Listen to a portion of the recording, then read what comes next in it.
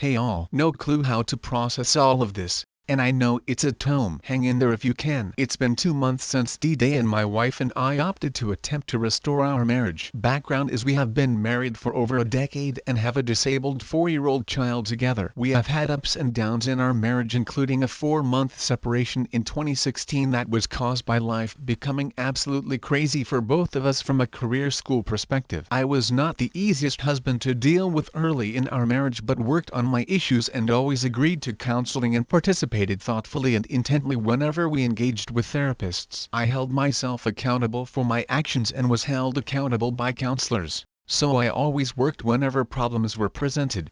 I discovered her infidelity in early March via a text message notification displaying on her phone from the AP saying "I love you back." The word "back" means my wife said she loved him, so imagine my evening as I was out with friends as I toiled with what that could possibly mean. I looked the guy up and realized it was one of her subordinates at work. When I got home early in the AM, I steeled myself to check her phone, and sure enough, it was ugly. Texted professions of love and of incredible feelings for one another. Each said they were fighting their feelings so very hard. Let's rewind to February of 2022. My wife came up to me during the beginning of my work day on my work from home day and said she had something important to talk to me about. I said okay, and then she just blurted out that she was considering a divorce. This was a shock to me, but I listened. Over the course of the next 2 hours, as I was supposed to be working from home, go into a lengthy list of 5 non-negotiables and 15 other very important points to her that I needed to work on. This was a tough pill to swallow, but I tried to do so gracefully while also being blindsided by the divorce talk. After that meeting, I spent the next year or so hammering out that list like it was the most important thing in my life, which it was. So imagine my surprise in early March of 2023 when I discovered the text from the soon-to-be-discovered affair partner. What I have found since is that my wife had already given up on the marriage by the time she gave me her list. She didn't say so, but after talking with her now, that is absolutely the case, and she did not tell me. So I received a list and she never followed up on it and only complained to me that I did not complete one of the 20 items on the list. This all makes sense after discovering the affair, which she began that very same month she started talking about wanting a divorce. She began telling all of her work buddies, bosses, affiliates, subordinates that she and I were doing poorly and that divorce was on the table. My therapist says that she was looking for allies for divorce at that point, and then she happened upon someone else who was not only an ally for divorce but an ally for an affair as well, her subordinate. It's important to note that my wife predominantly works from home due to COVID restrictions. She wasn't hanging out with this guy for 40-50 hours a week. They were constantly in contact via Zoom, but they didn't re-engage in person until July of 2022 when they had a lunch date. That was apparently where and when my wife began to realize she had feelings for the guy. He and she were already discussing and dissing their significant others for our various perceived maladies at that point, and each was asking questions about the other's relationship. They soon began to share intimate secrets with each other that neither of their real relationship partners knew. And when their company brought them back to the work site for 1 day per week in August of 2022, they became inseparable according to my wife.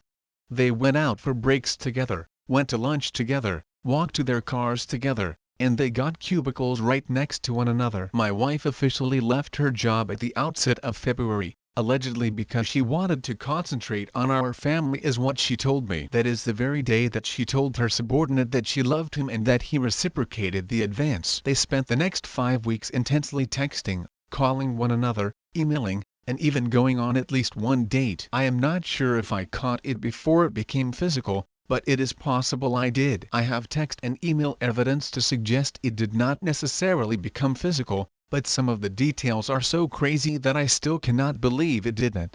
He was apparently looking for new apartments and was ready to leave his girlfriend of 7 years, according to my wife. Who does that unless you've sealed the deal with a woman? On D-Day, I confronted my wife early in the morning after amassing enough evidence and memorializing it by taking photos and emailing myself from her phone. She began to lie about it at first until I told her I had documented her correspondences, and then she started blaming me. Fun times, but I actually took it in stride, noted her difficulties, and simply kept going. She said that she couldn't go no contact with the guy because they were working on a creative project together, a book.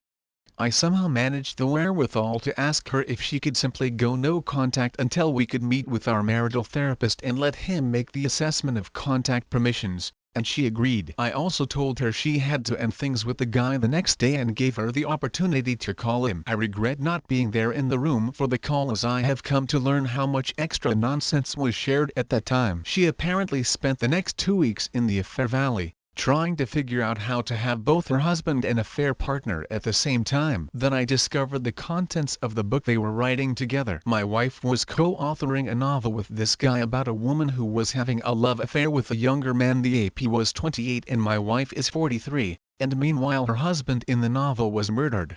There is even email proof where she states the husband is based on me exclusively. So I am sure this was a way for her to work out her twisted affair fantasies and have me removed from the situation via murder. This is the point where I flipped my shit. I began researching the guy and found his girlfriend. I reached out to her via an app and she responded and thanked me for letting her know. She noted she did not know about any of this and wanted to know more. I consulted my therapist while also telling my wife what I was doing, another big mistake. But it's hard to straddle that line when you believe you can share things with your wife and you really cannot because she is a cheating, lying, vow-breaking, betraying shell of a human being.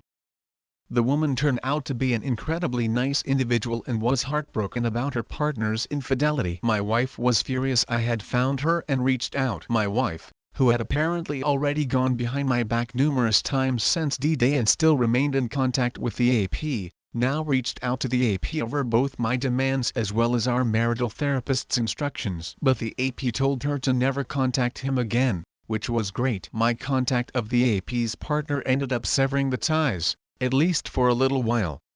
5 weeks later, I found out from her that she broke up with him and now he is in the wind. My wife slowly opened up over the last 8 weeks.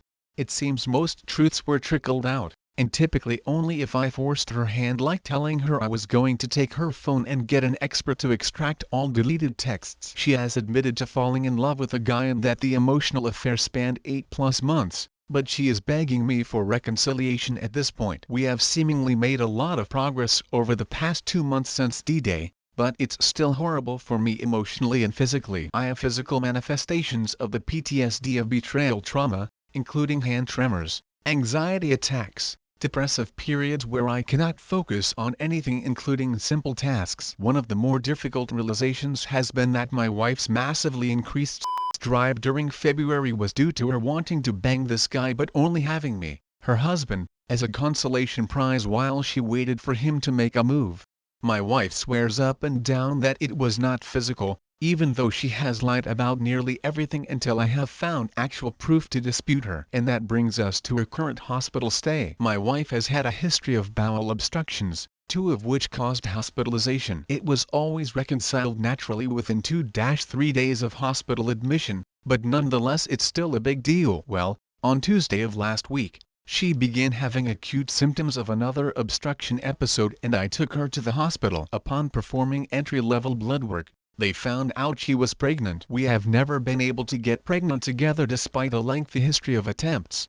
Our son was the result of fertility treatment, but we have never naturally conceived to our knowledge. So in the midst of this horrible situation of my wife having a bowel obstruction, we now find out she is pregnant, which precludes a number of treatment options for her condition. She eventually had to have surgery and to have a part of her small intestine resected. Meanwhile, my family and close friends who are all privy to the affair are asking me if the child is even mine. And I have no idea, but what I do know is that my wife and I are Christian and she has always opposed abortions. I let her know I was questioning who the father of the child was and now she is talking about wanting to terminate the child to everyone who will listen. It's crazy, and how am I supposed to feel about any of this?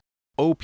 But are you still wondering if it was physical? Her response to your questioning paternity shows she not sure. If she terminates, you know. But you can ask for pre-birth paternity test blood from her and you when they get to the truth. Next time you wonder about your wife Christian values, remember scripture. To think of doing sin is as good as having done it already. She dreamed in her book of killing you. She dreamed of being with her toy boy AP, who turned out to be a gold digger, dumping her after using her to co-wrote your death memoir. She wanted to reconcile reconcile when AP dumped her. She kept contact protecting him from his own girlfriend and your contact bro in everything, she choosing herself even over the life of her unborn child. She wants to destroy the evidence of her infidelity. The scripture says you can divorce for infidelity. You know why? Because the living God knew there were horrible, not remorseful people like your wife. Christian but she and live with someone else. Christian but she accuses her husband of things but she the one running around. Your only question should be why stay with her. Everything she gets involved in is a disaster. Your marriage, her shit book about killing you, her job and her supposed belief in God. Bro, so sorry she bent on self-destruction. It's her choice to terminate. It's a dangerous pregnancy. Either way I think you two are done. She went too far. Where she even trying to reconcile? Where her attempt at building trust? It's still just red flags. It's time you learn your wife checked out. By staying you be setting yourself on fire to keep her warm. She's staying with you for comfort, not for love. Thanks for listening everyone. If you enjoyed today's story, make sure to give this video a thumbs up and subscribe to Reddit Zone to never miss a future upload.